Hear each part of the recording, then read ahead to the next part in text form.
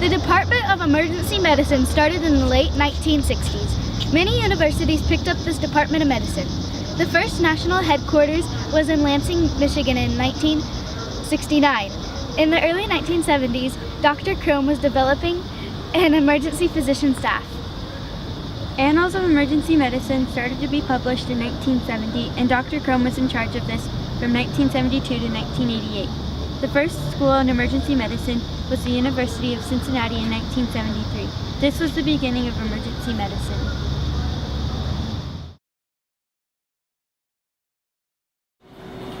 Working as an emergency room doctor can be rewarding and stressful at the same time. Some of the bad aspects are that you have night shifts, you have to break bad news to people, and you have a lot of school. Some of the good aspects are that you're always learning, you're respected, trusted, and you make good money.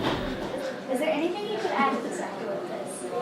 I don't know about the money part, but yeah, that pretty much sums it up pretty good right there with the amount of patients that we see on a daily basis and the high level of stress because of all the sick people that we see all the time.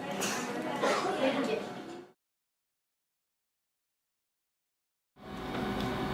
Hi, I'm Sydney Seeley, and this is Dr. Lopez. What is the average number of patients you treat each day? The average number of patients that I will personally see are around 30 patients a day, but the volume amount of patients that come in here a day are around 100 patients. So with that number comes a high level of stress. How do you deal with all this pressure? You always just have to remain nice and calm and don't let anything get you too excited. But, because everybody kind of looks at you as the physician, and when the physician kind of gets stressed out, everybody else gets stressed out. So it starts with the physician to kind of remain nice and calm. How many people come in with fatal injuries? Not too many people with fatal injuries, thank goodness. But lots of different things that we see here, but usually they're not fatal. What is the most common injury you see? The most common complaints are things like abdominal pain and chest pain. Most common injuries are usually like arm injuries from somebody that falls down. What is the grossest thing you've ever seen in the emergency room? The grossest thing I've ever seen in the emergency room. I'm not sure. Is this the G-rated version or is this the PG-13 rated version? Let's go with the G version. The G version.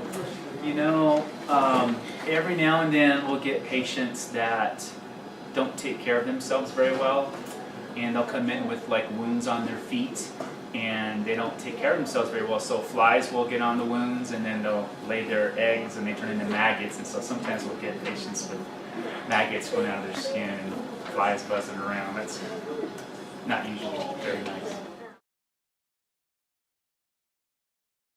Hi, I'm Taylor Lopez. Emergency room doctors get paid monthly. The average income is about $400,000 to $600,000 a year.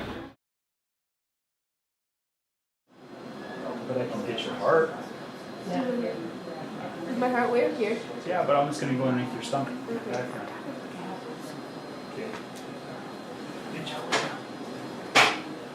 Take a deep breath and hold it. See your heart? Okay, let me zoom in. Oh, that's cool. Okay, Dr. Lopez, will you tell us what we're looking at right now? What we're looking at here is her atrium, and the lower part's her ventricles, and that's her heart contracting like that. My daughter, who we never knew, does have a heart. It's official. Whoa! Can you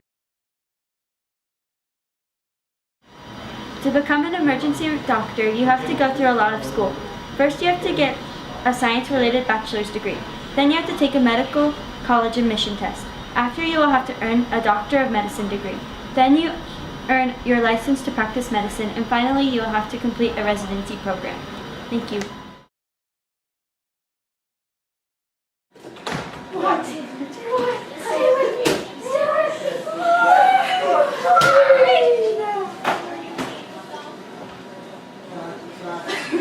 Granite Mountain Middle School, Group 5.